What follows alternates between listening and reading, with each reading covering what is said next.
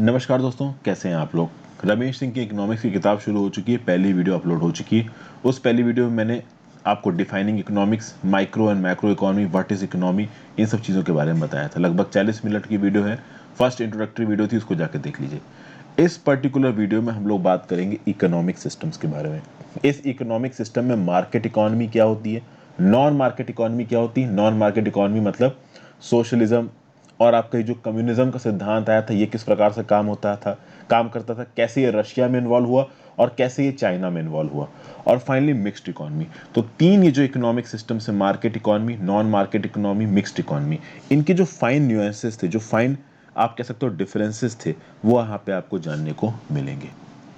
अगर आप इंसानी जिंदगी के बारे में बात करो, ह्यूमन लाइफ के बारे में बात करो, तो ह्यूमन लाइफ में भाई कुछ ज़रूरत के हिसाब से आपको चीज़ें कंज्यूम करती ही पड़ती हैं। कुछ चीज़ें ऐसी होती हैं जो आपके लिए एसेंशियल होती हैं, जैसे खाना आपको खाना ही है, कपड़े आपको पहनना ही है, पानी आपको पीना ही है, रहना आपको है ही, ये आपकी सर्वाइवल के लिए ज़रूरी है। और कुछ चीज़ें आपके लग्जरी पे डिपेंड करती हैं। तो भाई हो सकता है कि आप में से कोई बहुत ज़्यादा अमीर हो, तो वो बोले कि भाई मैं तो होंडा सिटी गाड़ी खरीदूंगा। उससे बहुत ज़्यादा अमीर आ गया, वो बोला मैं BMW खरीदूंगा। कोई दुबई के शेख का लड़का है, वो बोलेगा मैं तो लीमोजीन खरीदूंगा। ठीक है। तो ये आपकी अपनी खुद की औकात पे। एक बहुत मिडिल क्लास इनकम फैमिली है, तो वो सोचेगी कि चलो यार नैनो से काम चला लेते हैं, और उससे भी बिल्कुल नीचे है तो वो स्कूटी बाइक के ऊपर नहीं जाएंगे। तो ये डिपेंड करता है आपकी प्रेफरेंसेस के हिसाब से। लेकिन सबसे पहली जो चीज़ है वो है एसेंशियल सर्विसेज।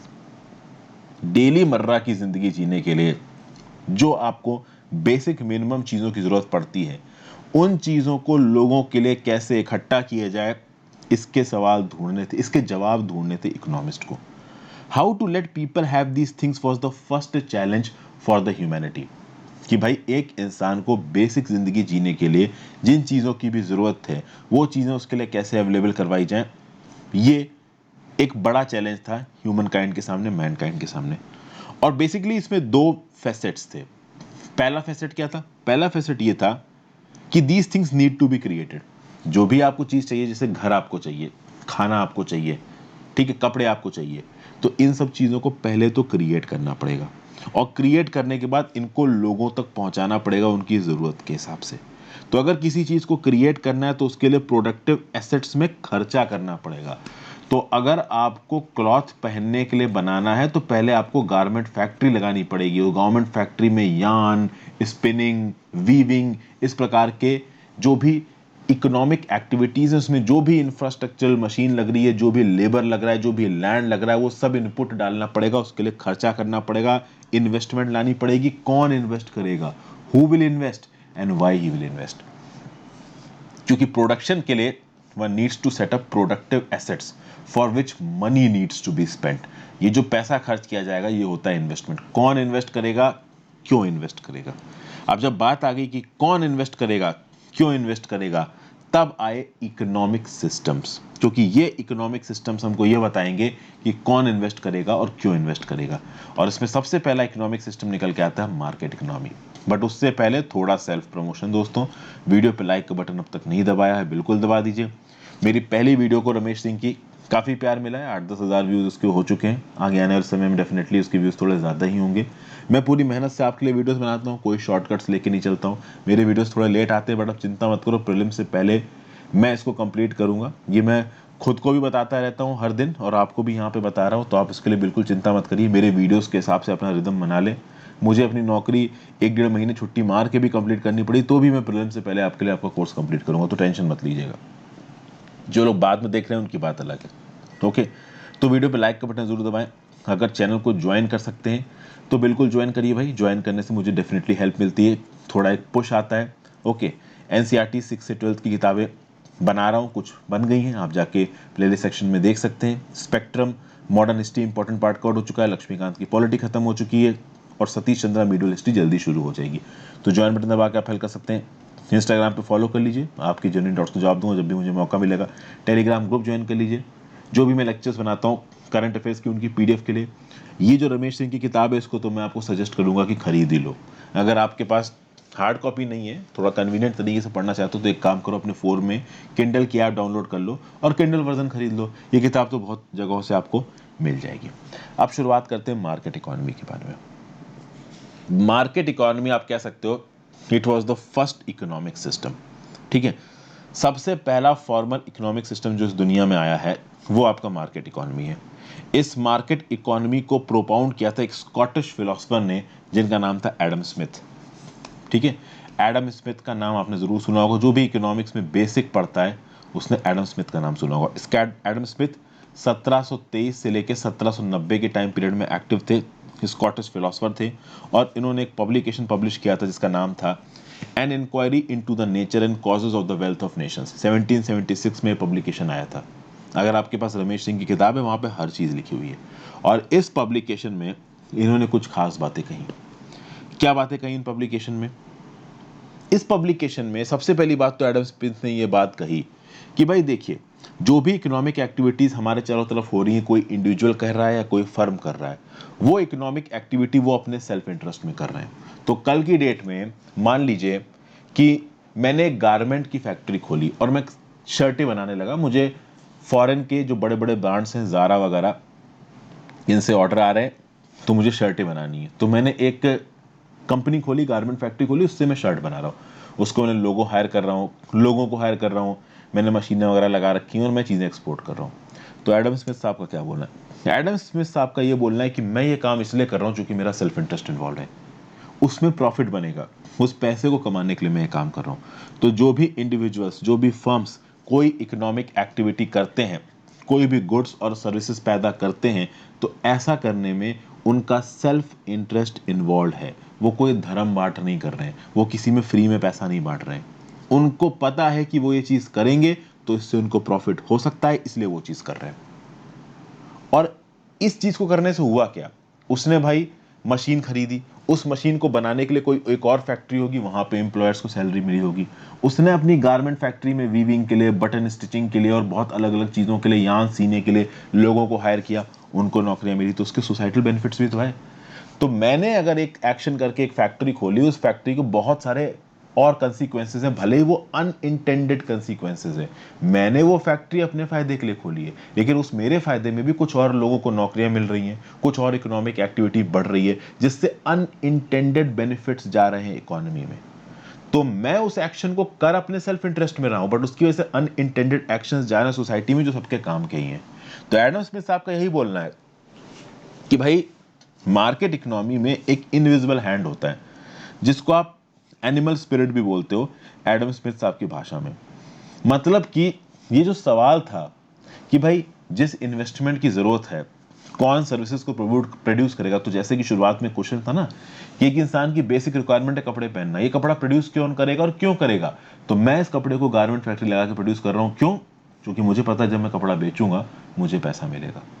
और ऐसा करने में मैं कर अपने सेल्फ इंटरेस्ट से रहा हूं, लेकिन उसके बहुत सारे अनइंटेंडेड कॉन्सिक्वेंसेस निकल रहे हैं, जो दूसरों को मदद दे रहे हैं, किसी को नौकरी मिल रही है, इकोनॉमिक एक्टिविटी बढ़ रही है, वगैरह वगैरह। तो आपको जवाब मिल गया ना कि भाई ये इन्वेस्टमेंट मैंने क्यों किया और इसके क्या क्या बेनिफिट्स हैं। तो ये जवाब तो यहाँ पे एडम स्मिथ की इस थ्योरी से थोड़ा बहुत मिला है। फिर यहाँ पे एडम स्मिथ साथ कुछ और बातें भी बोल रहे हैं।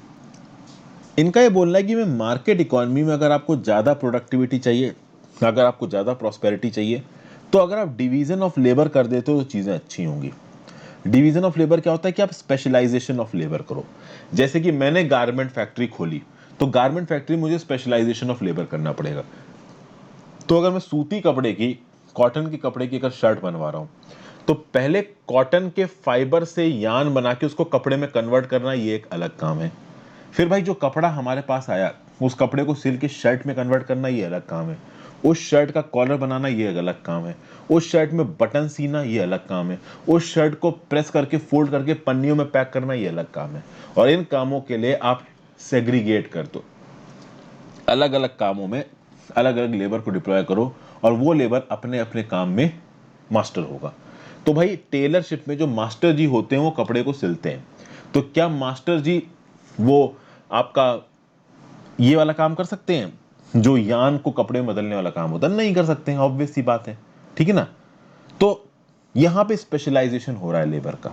ठीक है, जैसे कि फॉर एग्जांपल अब यूट्यूब चैनल की मैं अपनी बात करूं, तो अगर मान लो मैं यूट्यूब बहुत बड़ा यूट्यूबर हो गया, मेरे पास पता नहीं जाने कितना पैसा आ गया, तो मैं क्या कर सकता हूं कि भाई कंटेंट बनाने के लिए अलग बंदा, ठीक है, थंबनेल बनाने के लिए अलग पर्सन, बड़े बड़े जो यूट्यूब चैनल से वो करते हो। तो ये क्या हो गया, स्पेशलाइजेशन ऑफ लेबर, कि हाँ भाई ये पर्सन थंबनेल अच्छा बनाता है तो इससे थंबनेल बनवा लो, ठीक है, ये पर्सन इस पर्टिकुलर डोमेन में अच्छी वीडियो बनाता है तो उससे उस डोमेन में वीडियो बना लो। आप देखो बड़े बड़े कोचिंग इंस्टीट्यूट अलग अलग डोमेन के लिए अलग टीचर है, मैं गरीब आदमी हूं तो सारे सब्जेक्ट में ही पढ़ा रहा हूं। पॉइंट समझ गया आप बात को? तो भाई स्पेशलाइजेशन ऑफ लेबर, जो भी आप बड़ा काम कर रहे हो उस बड़े काम को छोटे छोटे छोटे छोटे हिस्सों में तोड़ दो और हर हिस्से के लिए एक स्पेशलाइजेशन कर लो। तो स्पेशलाइजेशन से स्पीड आती है, तेजी आती है, प्रिसीशन आता है, क्वालिटी आता है लेबर फोर्स में। ये बात बोली जा रही। फिर भाई यहां पे ये बोला जा रहा है कि मार्केट इकोनॉमी में जो इनविजिबल हैंड है ये अच्छी तरीके से तब काम करेगा जब भाई मार्केट फोर्सेस के हिसाब से चीजें हों, डिमांड और सप्लाई के हिसाब से चीजें हों, ठीक है। मार्केट ये डिसाइड करे कि कितना प्रोड्यूस करना है, मार्केट ही ये डिसाइड करे कि कितना बेचा जाएगा, हर चीज मार्केट पे डिपेंड हो, हर चीज इनविजिबल हैंड पे डिपेंडेंट हो, रेगुलेशन लीस्ट हो। ओके, कंपटीशन होना चाहिए और उस कंपटीशन में अनफेयरनेस नहीं होनी चाहिए। यानी कि दो गारमेंट फैक्ट्रीज खुली हैं तो उन दो गारमेंट फैक्ट्रीज में बराबर का कंपटीशन होना चाहिए। यहाँ पे ऊपर की सरकार एक फैक्ट्री को सपोर्ट देने लगी और दूसरे फैक्ट्री को साइड छोड़ दिया तो वो सही नहीं है। तो बेसिकली जो कुछ भी हो मार्केट में वो डिमांड और सप्लाई की बेसिस पे, जितना जिस चीज़ की डिमांड है उस हिसाब से उसको सप्लाई किया जाए। मतलब डिमांड और सप्लाई जैसे मार्केट काम करता है वैसे ही चीज़ें हों। इनफैक्ट उसकी डिमांड और सप्लाई के हिसाब से उसके दाम भी डिसाइड हो। और लेजस फेयर की पॉलिसी होनी चाहिए सरकार की।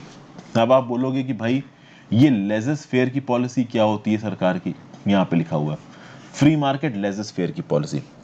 लेजस फेयर की पॉलिसी ये होती है दोस्तों कि भाई सरकार ने छोड़ दिया, मतलब सरकार का इंटरफेरेंस नहीं है। लेजस फेयर एक फ्रेंच वर्ड है, फ्रेंच वर्ड का मतलब क्या है? लीव इट अलोन, जो कुछ हो रहा है उसको होने दो, नॉन इंटरफेरेंस। सरकार इंटरफेयर करेगी ही नहीं। यहाँ पे सिद्धांत क्या होगा कि जितना कम गवर्नमेंट इन्वॉल्व होगी उतनी अच्छी इकोनॉमिक परफॉर्मेंस होगी। मार्केट इकोनॉमी का मतलब ही यही है कि जितना कम गवर्नमेंट अपने आप को इन्वॉल्व होगी उतनी अच्छी इकोनॉमिक परफॉर्मेंस होगी। और गवर्नमेंट का लीस्ट रोल होना चाहिए। और अगर गवर्नमेंट का लीस्ट रोल है, गवर्नमेंट का नॉन इंटरफेरेंस है, तो नॉन इंटरफेरेंस का मतलब क्या है? नॉन इंटरफेरेंस का मतलब है कि गवर्नमेंट किसी भी प्रकार का रेगुलेशन नहीं करेगी। नॉन इंटरफेरेंस का मतलब है कि गवर्नमेंट कोई भी चीज को खुद नहीं बनाएगी। जैसे पब्लिक सेक्टर होते हैं ना कि भाई कोलगेट भी वही बना रहे हैं, न्यूक्लियर पावर भी वही बना रहे हैं, ऐसा नहीं होगा। जो भी चीजें बन रही हैं वो प्राइवेट सेक्टर के द्वारा ही बनाई जा रही है, मार्केट इकोनॉमी के द्वारा ही बनाई जा रही है। मतलब गवर्नमेंट यहाँ पे कोई इकोनॉमिक रोल प्ले नहीं कर रही है। ना ही गवर्नमेंट कोई गुड बना रही है, ना ही कोई गवर्नमेंट सर्विस बना रही है, ना ही कोई गवर्नमेंट इकोनॉमिक रेगुलेशन कर रही है। मार्केट में सब कुछ डिमांड और सप्लाई के हिसाब से हो रहा है। और कुछ लोगों के हिसाब से तो नॉन इंटरफेरेंस का ये मतलब है कि सरकार कोई टैक्स भी नहीं लगा रही है। अगर सरकार टैक्स लगाती है तो उसको इंटरफेरेंस बोला जाएगा। अब आज की डेट में पॉसिबल नहीं है। आज की डेट में दुनिया भर की सरकारें टैक्स लगाती हैं। समझ गया आप बात को? सऊदी अवधी जैसे कुछ कंट्रीज हैं जहाँ पे भाई बहुत ज़्यादा तेल है तो तेल ही से इतनी ज़्यादा कमाई हो रही कि इनकम टैक्स नहीं लिया जा रहा। हालांकि अब तो वहाँ पे भी इनकम टैक्स बहुत जगहों पे लिया जाने लगा है। तो ये हो गया भाई नॉन इंटरफेरेंस का कंसेप्ट। क्या होता है नॉन इंटरफेरेंस, यहाँ पे आपको थोड़ा थोड़ा समझ में आ रहा होगा। फिर एडम स्मिथ साहब ने यहाँ पे कुछ और बातें बोली हैं। देखिए लिबर्टी बहुत है मार्केट सिस्टम में। मार्केट सिस्टम में मार्केट कैसे काम कर रहा है? तो भाई डिमांड और सप्लाई के सिद्धांत पे काम कर रहा है। और इस डिमांड और सप्लाई के सिद्धांत में किसी का इंटरफेरेंस नहीं होना चाहिए। बेसिकली सरकार का इंटरफेरेंस नहीं होना चाहिए, कोई और तो वैसे इंटरफेयर नहीं कर सकता। अब इस फ्री मार्केट इकोनॉमी में दो मेन चीज निकल के आती हैं। बेसिकली फ्री मार्केट इकोनॉमी नहीं बोलना चाहिए क्योंकि फ्री मार्केट इकोनॉमी तो एक टाइप है। इस प्रकार की मार्केट इकोनॉमी में एक चीज निकल के आती है कैपिटलिज्म, और एक चीज निकल के आती है free market economy. Free market economy का मतलब क्या है कि भाई सब कुछ डिमांड और सप्लाई के नियम पे काम कर रहा है। समझिए बात को। यहां पे मैं आपको कैपिटलिज्म और फ्री मार्केट इकोनॉमी के बीच का फर्क बताने की कोशिश कर रहा हूं। मार्केट इकोनॉमी के दो यहां पे फैसेट्स निकल के आते हैं। एक फैसेट है कैपिटलिज्म और दूसरा फैसेट है free market economy. Free market economy में क्या होता है कि सिर्फ market forces of demand and supply पे काम चलता है। फ्री मार्केट इकोनॉमी में किसी भी प्रकार का गवर्नमेंट रेगुलेशन नहीं होता है। कैपिटलिज्म में आप कह सकते हो कि लिमिटेड गवर्नमेंट रेगुलेशन होता है। आज की डेट में देखिए कैपिटलिज्म और फ्री मार्केट इकोनॉमी एक दूसरे के साथ इतना ज्यादा ओवरलैप करते हैं, इतना ज्यादा इंटरसेक्ट करते हैं कि आप इन दोनों के बीच में डिफरेंस बता ही नहीं सकते हो। लेकिन फिर भी एडम स्मिथ की डेफिनेशन हम यहाँ पे समझ रहे हैं।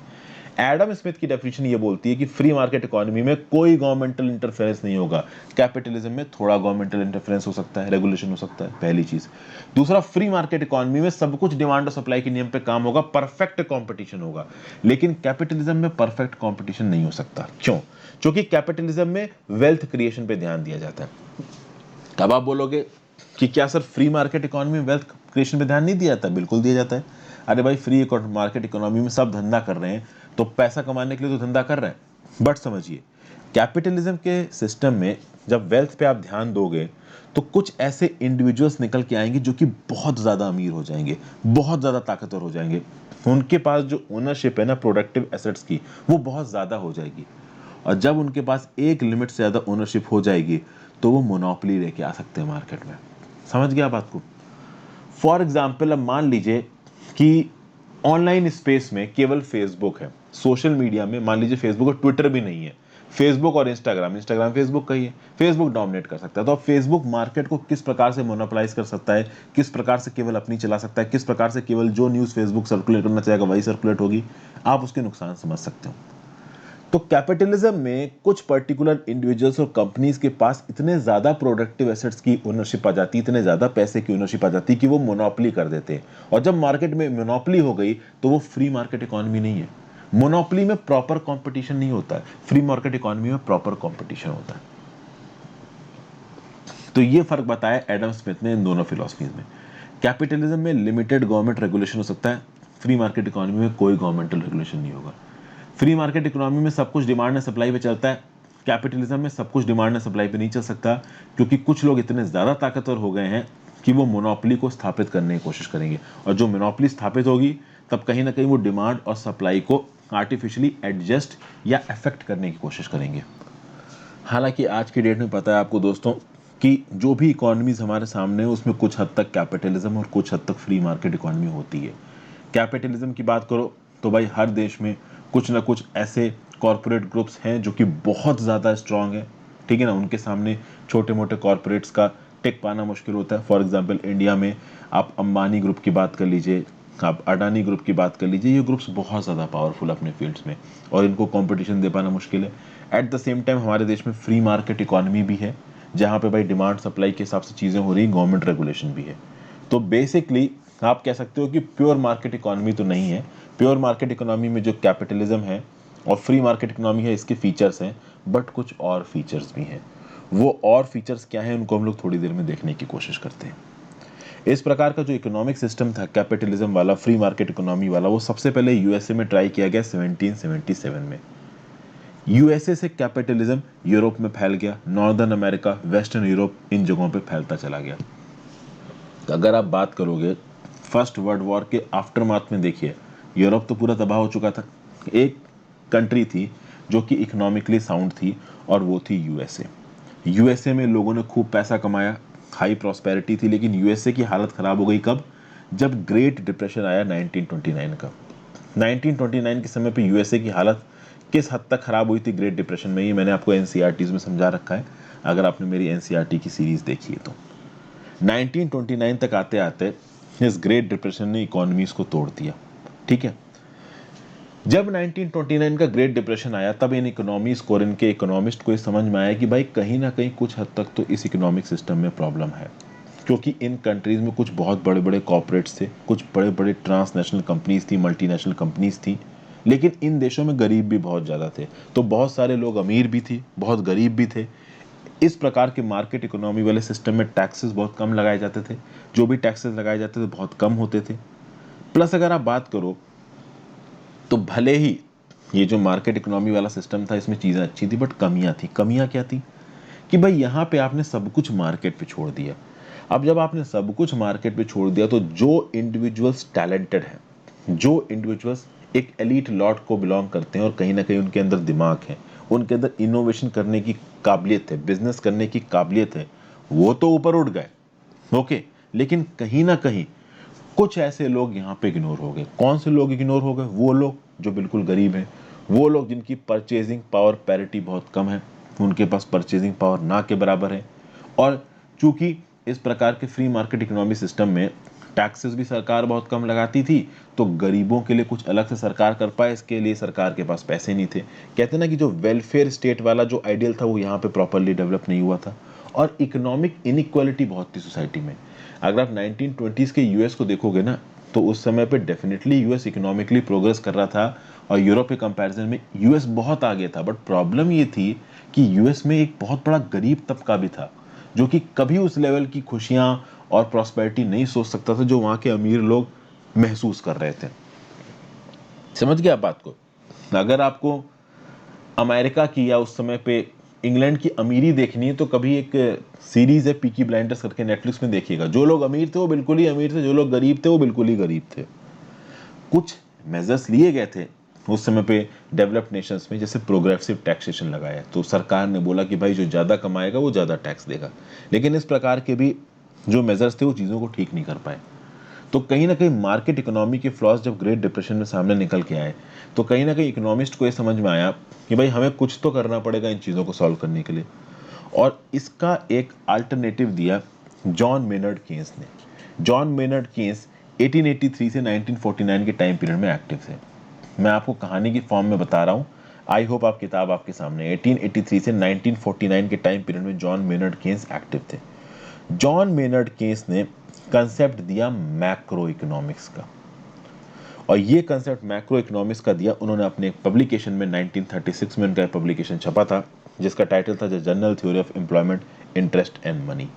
यहाँ पे जॉन मेनर्ड केन्स ने policy approach the economic recovery की। तो ये जो कीनीशियन इकोनॉमिक्स की थ्योरी आई आपकी जॉन मेनर्ड केन्स की, the general theory of employment, interest and money, इसने क्या बोला? इसने बोला कि भाई ये जो आपकी मार्केट इकोनॉमी की जो अप्रोच है, इसमें आपको कुछ एक्स्ट्रा पॉइंट्स जोड़ने पड़ेंगे। कुछ पॉइंट्स आपको जोड़ने पड़ेंगे नॉन मार्केट इकोनॉमी के। और ग्रेट डिप्रेशन के बाद बड़ी बड़ी इकोनॉमीज ने, आपकी यूएसए की, यूरोप की इकोनॉमीज ने कहीं ना कहीं अपने मार्केट इकोनॉमी वाले सिद्धांत में इन नॉन मार्केट इकोनॉमी के सिद्धांतों को जोड़ा, केनेशियन इकोनॉमिक्स के कहने पे, जॉन मेनार्ड केन्स के कहने पे। और जॉन मेनार्ड केन्स केनेशियन एडवाइसेस में जब मार्केट इकोनॉमी के साथ नॉन मार्केट इकोनॉमी को जोड़ा गया, तब इवॉल्व हुआ मिक्स्ड इकोनॉमिक सिस्टम। लेकिन इस मिक्स्ड इकोनॉमिक सिस्टम को समझने से पहले आपको यह समझना पड़ेगा कि वो नॉन मार्केट इकोनॉमी के कौन कौन से ट्रेड्स थे जिनको जॉन मेनार्ड केन्स ने जोड़ने को बोला। और उसके लिए आपको समझना पड़ेगा कि भाई ये नॉन मार्केट इकोनॉमी क्या होती है। नॉन मार्केट इकोनॉमी के बेसिक सिद्धांत यहाँ पे लिखे हुए हैं, आप इनको पढ़ लीजिए। मैं आपको बेसिक तरीके से समझाता हूँ। अगर आप बात करो नॉन मार्केट इकोनॉमी का रूट कहाँ से निकल के आता है, नॉन मार्केट इकोनॉमी का रूट निकल के आता है एक ऐसे इंसान से जिसका नाम आपने बहुत अच्छे से सुना होगा, कार्ल मार्क्स। कार्ल मार्क्स 1818 से लेके 1883 1883 के टाइम पीरियड में एग्जिस्टेंट थे। और यहाँ से दो फिलॉसफीज निकली हैं। एक फिलॉसफी निकली है सोशलिज्म की, एक फिलॉसफी निकली है कम्युनिज्म की। सोशलिज्म और कम्युनिज्म आपने दोनों सुने होंगे। बहुत सारे लोगों को इस बात में कंफ्यूजन होता है कि भाई इस सोशलिज्म में और इस कम्युनिज्म में फर्क क्या है। ठीक है, आप समझिए, ये जो सोशलिज्म वाला जो मॉडल था, ये जो सोशलिस्टिक मॉडल था, ये यूएसएसआर में शुरू हुआ। आज की डेट में यूएसएसआर तो है नहीं, आज की डेट में रशिया है। लेकिन रशिया और बहुत सारे आप साइबेरियन कंट्रीज को मिला दो तो बन जाता है उस समय का यूएसएसआर। और यूएसएसआर में 1917 से लेके 89 तक जो इकोनॉमिक मॉडल चला है उसको सोशलिस्टिक मॉडल बोलते हैं। और इस सोशलिस्टिक मॉडल का मतलब क्या है कि सरकार के पास ओनरशिप रहेगी सोसाइटी की सारे नेचुरल रिसोर्सेज की। देखिए यहाँ पे क्या लिखा है, सोशलिज्म मतलब सोसाइटी की ओनरशिप, कम्युनिज्म मतलब कम्युनिटी की ओनरशिप। सोशलिज्म, सोशलिस्टिक आइडियोलॉजी जो कि यूएसएसआर में थी, वो बोलती थी कि भैया सोसाइटी के जितने भी नेचुरल रिसोर्सेज हैं ये सरकार के कंट्रोल के अंदर रहेंगे। तो ये तो होगी सोशलिज्म सिंपल भाषा में। अगर आप बात करो कम्युनिज्म की, ये जो कम्युनिज्म की अवधारणा थी ये अपने प्योर फॉर्म में कहाँ निकल के आई? ये अपने प्योर फॉर्म में चाइना में निकल के आई 1949 से लेके 85 तक। और ये चाइना की कम्युनिज्म की फिलॉसफी क्या बोलती है कि सोसाइटी के जो नेचुरल रिसोर्सेज हैं वो तो सरकार के हैं ही, सोसाइटी का जो लेबर है ना, जो काम करने वाला तबका है ना, उसके ऊपर भी सरकार की ओनरशिप है। तो अब आप कम्युनिज्म और सोशलिज्म की फिलॉसफी का फर्क समझ गए होंगे। सोशलिज्म का मतलब होता है कि सोसाइटी के सारे नेचुरल रिसोर्सेज की ओनरशिप। कम्युनिज्म का मतलब होता है नेचुरल रिसोर्सेज के साथ लेबर की ओनरशिप भी यहाँ पे आ जाती है। ओके। और जब भी आप बात करते हो सोशलिज्म की, कम्युनिज्म की, तो इसको बहुत अलग अलग नाम दिए गए हैं, state economy, command economy, centrally planned economy, इस प्रकार के नाम दिए गए हैं। बेसिकली ये जो इकोनॉमिक सिस्टम है आपका नॉन मार्केट इकोनॉमी वाला, ये इवॉल्व हुआ as a reaction to market economy. Market economy का सिद्धांत बहुत सारे देशों की समझ में नहीं आ रहा था, तो उन्होंने बोला हम मार्केट इकोनॉमी नहीं मानेंगे, हम नॉन मार्केट इकोनॉमी मानेंगे। और नॉन इकोनॉमिक मार्केट इकोनॉमी का बेसिक क्या था? Resources of a country should be use for the wellbeing of all. किसी भी एक देश के रिसोर्सेज सबके वेलबींग के लिए इस्तेमाल किए जाएंगे, ना कि कुछ स्पेसिफिक लोगों के वेलबींग के लिए। और यहाँ से निकल के आया आपका कंसेप्ट नॉन मार्केट इकोनॉमी का। और नॉन मार्केट इकोनॉमी में जो सोर्सेज हैं वो या तो सोसाइटी सोशलिज्म के अंदर या फिर कम्युनिटी कम्युनिज्म के अंदर। मतलब कि सोशलिज्म में नेचुरल रिसोर्सेज की ओनरशिप होगी, कम्युनिज्म में नेचुरल रिसोर्सेज प्लस लेबर दोनों की ओनरशिप होगी। और जितने भी रोल्स होंगे ना, वो कौन प्ले करेगा? स्टेट प्ले करेगा, सरकार प्ले करेगी। अब इसमें कुछ और चीजें बोली गई। देखिए, इंडिविजुअल्स को किसी भी प्रकार का यहाँ पे प्रॉपर्टी राइट नहीं दी गई, ठीक है ना भाई। प्रॉपर्टी राइट्स यहाँ पे इंडिविजुअल्स को क्यों नहीं दिया गया? क्योंकि ऐसा बोला गया कि जो प्रोलेटेरिएट है, मतलब जो लेबर क्लास है, इनका एक्सप्लॉयटेशन होगा अगर आप प्रॉपर्टी राइट्स दे देते हो। क्योंकि प्रॉपर्टी राइट बुर्जुआ के पास रहेगा। बुर्जुआसी तो इसको नहीं करेंगे, बुर्जुआ कहते हैं इसको, बुर्जुआ वर्ग बोलते हैं। बुर्जुआ वर्ग बोल सकते हो कि भाई इंडस्ट्रियल वर्ग, जो कैपिटलिस्ट तबका है, जो इंडस्ट्रियलिस्ट तबका है, इसको बुर्जुआ बोला गया है। काम करने वाले तबका को बोला गया प्रोलेटेरिएट। तो ये जो बुर्जुआ वर्ग है वो प्रोलेटेरिएट को एक्सप्लॉइट ना करे, इसलिए बुर्जुआ वर्ग के पास किसी भी प्रकार की प्रॉपर्टी ओनरशिप नहीं होगी, ठीक है भाई। इस प्रॉपर्टी ओनरशिप के चलते जो बुर्जुआ वर्ग है वो धीरे धीरे अमीर होता जाता है, और जो प्रोलेटेरिएट है, जो लेबर्स हैं, वो गरीब होते जाते हैं। तो इस इकोनॉमिक डिस्क्रिमिनेशन को कम करना है, इस इकोनॉमिक इनइक्वालिटी को कम करना है, इसलिए किसी भी प्रकार के यहाँ पे प्रॉपर्टी राइट्स नहीं दिए गए। फिर नॉन मार्केट इकोनॉमी सिस्टम में जैसा लिखा है नॉन मार्केट, मार्केट की एब्सेंस है, डिमांड सप्लाई वाला यहाँ पे कोई सीन नहीं है। यहाँ पे कंपटीशन का कोई सीन नहीं है। कंपटीशन में क्या होता था? मार्केट इकोनॉमी में क्या होता था कि बहुत सारे प्लेयर्स हैं, बहुत सारे प्लेयर्स आपस में कॉम्पीट कर रहे हैं कंज्यूमर्स का ध्यान अपनी तरफ खींचने के लिए। लेकिन यहाँ पे तो भाई एक ही प्लेयर है, वो है स्टेट की मोनोपोली। तो कौन से फील्ड में, इकोनॉमिक फील्ड में क्या करना है, ये सरकार डिसाइड करेगी, ठीक है भाई। ओके, यहाँ पे लोग इकोनॉमिक रोल प्ले करेंगे, लेकिन भाई जो स्टेट ओन्ड एंटरप्राइजेज है उसमें वो नौकरी कर रहे हैं, नौकरी में वो काम कर रहे हैं, और उनको अपने अपनी काबिलियत और ज़रूरत के हिसाब से पैसा मिल रहा है। लेकिन उनकी काबिलियत क्या है और उनकी ज़रूरत क्या है, ये कौन डिसाइड करेगी? ये सरकार डिसाइड करेगी। और कितना प्रोड्यूस करना है, किसके लिए प्रोड्यूस करना है, और कैसे प्रोड्यूस करना है, ये सारे डिसीजंस कौन लेगा? सरकार लेगी। इस प्रकार के सिस्टम्स को पहले इंप्लीमेंट किया गया 1919 में बोल्शेविक के द्वारा यूएसएसआर में। धीरे धीरे ये ईस्टर्न यूरोप में फैल गया, जितने भी सोशलिस्ट ब्लॉक्स की कंट्रीज थी वहाँ फैल गया। इसको जो प्योरेस्ट फॉर्म कह लीजिए, या सबसे जो उसका सबसे रॉ फॉर्म है, या फिर कह लीजिए जो उसका सबसे क्रूअल और क्रूड फॉर्म है, वो निकल के आया कम्युनिस्ट चाइना में। अब भाई इस नॉन मार्केट इकोनॉमिक सिस्टम की गड़बड़ थी, बहुत गलतियां थी इसकी। ये जो नॉन मार्केट इकोनॉमिक सिस्टम थे, मार्केट इकोनॉमी के अगेंस्ट रहता था, और ये सरकार को ताकत देता था कि जो लोग वल्नरेबल हैं, सरकार इस नॉन मार्केट इकोनॉमी के सिस्टम पे दम पे उनकी मदद कर सके। लेकिन वेलबींग ऑफ द मासेस के केस में कुछ चीज़ें यहाँ पे कॉम्प्रोमाइज़ हो गई। पहली चीज़ कॉम्प्रोमाइज़ हुई वो थी कैपिटल। भाई देखिए, जब प्राइवेट वर्ग काम करता था मार्केट इकोनॉमी के अंदर, तो उनके दिमाग में एक चीज़ होती थी कि मुझे प्रॉफिट कमाना है, पैसा कमाना है। तो इससे पैसे का क्रिएशन होता था, वेल्थ का क्रिएशन होता था। यहाँ वेल्थ का क्रिएशन नहीं हो रहा है। नॉन मार्केट इकोनॉमी में हर इंसान को पता है कि मैं एक लिमिट तक ही पैसा कमा पाऊंगा, उससे ज़्यादा पैसा नहीं कमा पाऊंगा। तो जब उसको पता है कि वो उससे ज़्यादा पैसा नहीं कमा पाएगा, तो वो बहुत ज़्यादा मेहनत नहीं करेगा, बहुत ज़्यादा इनोवेशन नहीं करेगा, बहुत ज़्यादा दिमाग नहीं लगाएगा। उसके चलते इन्वेस्टेबल कैपिटल यहाँ क्रिएट नहीं होगा, वेल्थ क्रिएट नहीं होगी। क्योंकि जब लोगों को पता है कि वो एक लिमिट से ज़्यादा दौलत कमा ही नहीं सकते, उनकी मैक्सिमम दौलत क्या है वो सरकार डिसाइड करेगी, तो वो मेहनत करेंगे ही नहीं। समझ गए? फिर यहाँ पे रिसोर्सेज का कितना इस्तेमाल होना है, ये कौन डिसाइड कर रहा है? तो सरकार डिसाइड कर रही है। तो भाई रिसोर्सेज का कितना और किस हिसाब से प्रयोग होगा, सरकार डिसाइड करेगी, ये मार्केट नहीं डिसाइड करेगा। अब मार्केट रिसोर्स एलोकेशन ज़रूरत के हिसाब से डिसाइड करता था, डिमांड और सप्लाई के नियम के हिसाब से डिसाइड करता था। जब सरकार डिसाइड करेगी कि कितना रिसोर्स पैदा करना है, कितना कहाँ पे इस्तेमाल करना है, कितना एलोकेट करना है, तो उसमें मिस एलोकेशन होगा, उसमें रिसोर्सेज की बर्बादी होगी। फिर यहाँ पे भाई प्रॉपर्टी राइट्स एब्सेंट थे, प्रॉपर्टी राइट्स एस्टेम्प्ट थे, ठीक है, बुर्जुआ वर्ग था ही नहीं, प्रोलेटेरिएट वर्क था ही नहीं, दोनों वर्क बराबर हो गए थे, तो किसी भी प्रकार के इनोवेशन का, रिसर्च एंड डेवलपमेंट का स्कोप नहीं था। एक इंटरनल डीके होने लगा। इंटरनल डीके मतलब वो एनिमल स्पिरिटेड इंडिविजुअल्स जो पहले आके दम लगा के आगे बढ़ने की कोशिश करते थे, दूसरों से अलग होने की कोशिश करते थे, ऐसे इंडिविजुअल्स गायब हो गए। वो कोशिश ही नहीं करते थे क्योंकि उनको पता था कि वो एक लिमिट से ज़्यादा नहीं बढ़ पाएंगे। आज की डेट में आप क्यूबा चले जाओ, हवाना, क्यूबा की कैपिटल है ना हवाना, वहाँ चले जाओ। हवाना जैसी कंट्री में जाके आप बिजनेस खोलने की कोशिश करो, आपका दिमाग खराब हो जाएगा, आप खोल ही नहीं पाओगे, क्योंकि सेंट्रली प्लान्ड इकोनॉमी है, सब कुछ सरकार कर रही है, एक लिमिट से दौलत आप वहाँ रख ही नहीं पाओगे ज़्यादा। तो इस प्रकार की प्रॉब्लम हो जाती है ऐसे सिस्टम में, और ऐसे सिस्टम में लिबर्टी और फ्रीडम नाम की चीज़ नहीं होती है। ठीक है, यहाँ पे सरकार बोलती है कि भाई कैपिटलिस्ट क्लास हम आने ही नहीं देंगे, अमीर क्लास हम आने नहीं देंगे, क्योंकि ये अमीर क्लास आएगी तो लेबर क्लास को एक्सप्लॉइट करेगी। लेकिन यहाँ एक अलग प्रकार का एक्सप्लॉइटेशन आ जाता है, जिसको आप बोलते हो स्टेट कैपिटलिज्म, जिसके बारे में अक्सर कर चाइना को क्रिटिसाइज किया जाता है। तो ये जो इंटरनल डीके का प्रोसेस था, ये नॉर्मल मार्केट इकोनॉमी को अफेक्ट करेगा, और ये बात कहीं ना कहीं मिड 1950s में ऑस्कर लैंज नाम के इकोनॉमिस्ट ने पहले ही बोल दी थी।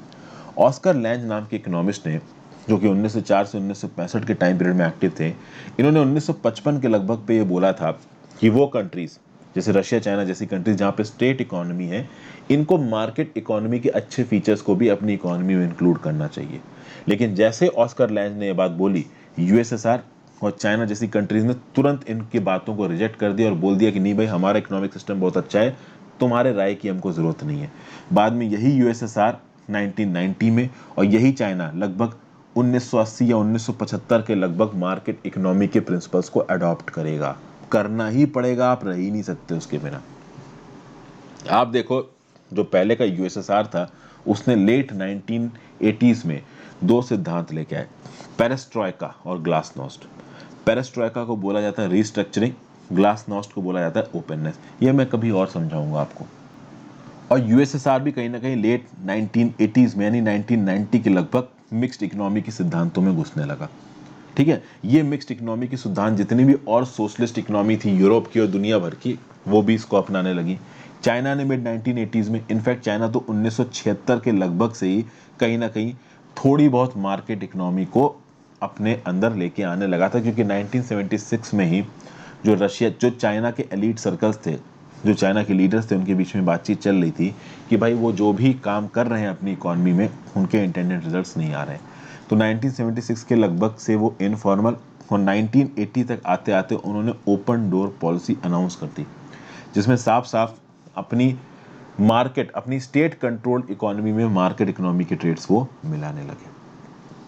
तो अब आप देखो, मार्केट इकोनॉमी अपनी अलग आइडियोलॉजी बताती थी, नॉन मार्केट इकोनॉमी अपनी आइडियोलॉजी बताती थी, और इस आइडियोलॉजी के नाम पे पूरा का पूरा कोल्ड वॉर छिड़ा हुआ था।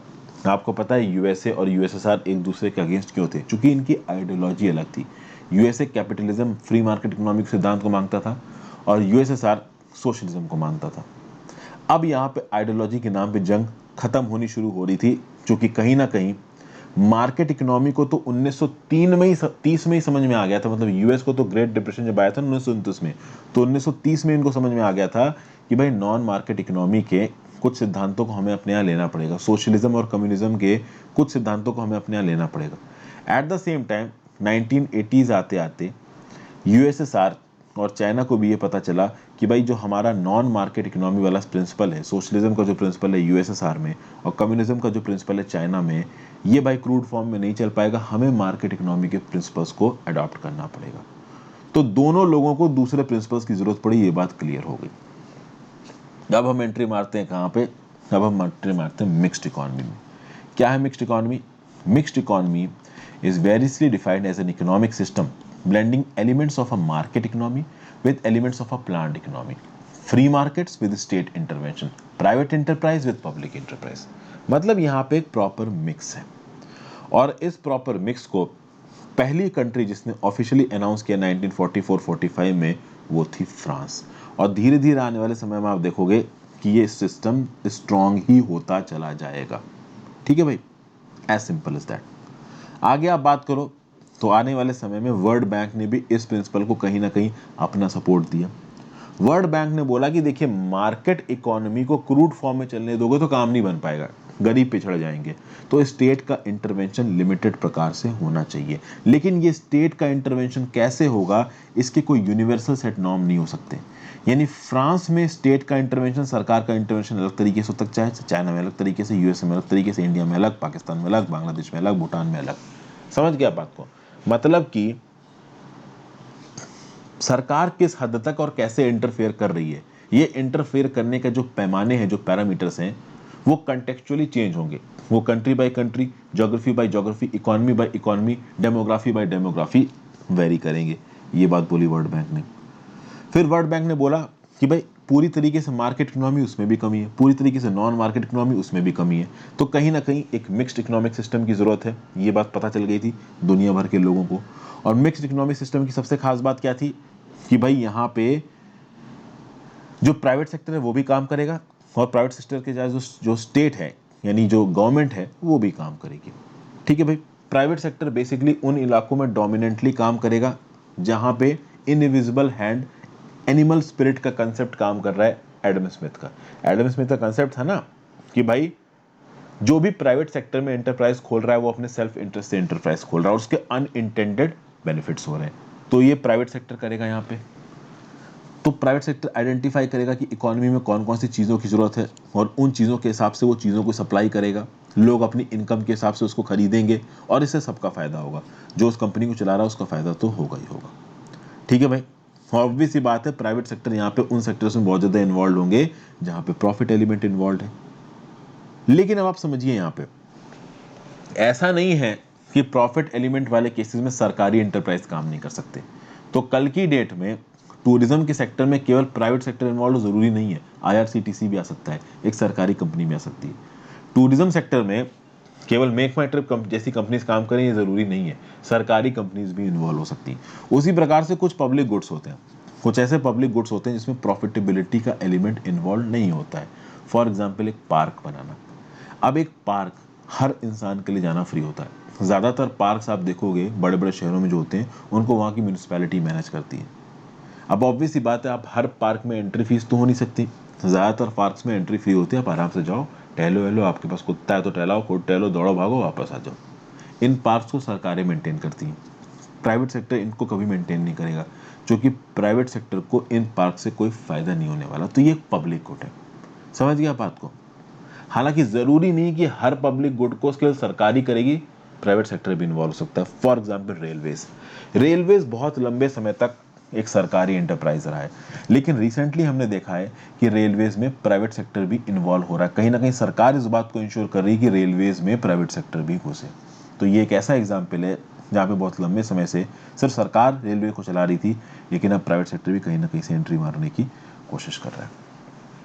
तो बेसिकली मिक्स्ड इकोनॉमी की खासियत यह है कि कंटेक्स्ट के हिसाब से अपने आप को बदल सकती है। कौन से सेक्टर में प्राइवेट सेक्टर रहेगा, कौन से सेक्टर में गवर्नमेंट सेक्टर रहेगा, ये आगे आने वाले समय में चेंज हो सकता है। मार्केट इकोनॉमी और नॉन मार्केट इकोनॉमी में फिक्स्ड नॉर्म्स थे कि भाई हम तो मार्केट के हिसाब से चलेंगे, नॉन मार्केट बोलता था हम तो सरकार के हिसाब से चलेंगे। मिक्स्ड इकोनॉमी बोलता है कि हम जरूरत के हिसाब से चलेंगे। जहाँ पे सरकार की ज़्यादा जरूरत है वहाँ सरकार को ज़्यादा ले आएंगे, जहाँ पे प्राइवेट सेक्टर की ज़्यादा जरूरत है वहाँ पे प्राइवेट सेक्टर को हम लोग ज़्यादा ले आएंगे। ये बात यहाँ पे बोली गई है। और इसके साथ साथ भाई डिस्ट्रीब्यूशन सिस्टम्स भी बताए गए।